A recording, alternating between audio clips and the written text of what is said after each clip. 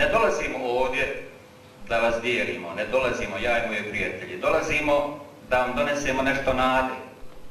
Nešto nade u bolji život muslimanskih naroda u Jugoslaviji.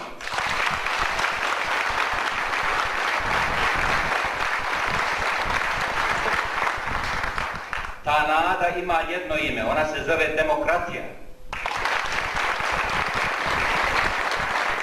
Danas ima skoro 6 miliona muslimana u Jugoslaviji.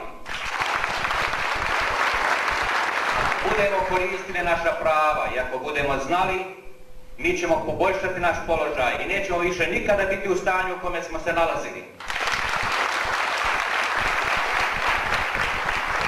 To zavisi uglavnom sada od nas. Danas je došla demokratija u ovaj grad. Nemojte dozvoliti da je odatle prognaju.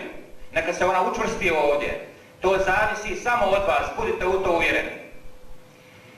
Uvijek kada razmišljamo o muslimanskim narodima, vidim ih kako se rasuli širom Jugoslavije, od Ljubljane, preko Zagreba, preko naše Krajine, preko Sarajeva, Sandžaka, Plava, Kosova i do ovdje, do Tetova pa do Bitolja.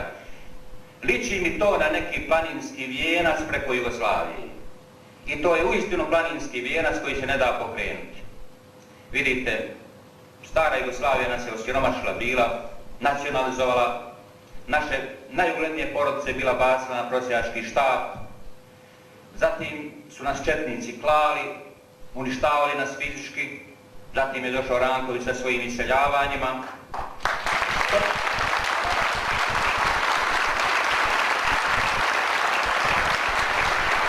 Stotine hiljada muslimana je iseljeno nečujno iz ove Jugoslavije, iz ove zemlje. Stotine hiljada ljudi, desetine hiljada porodica.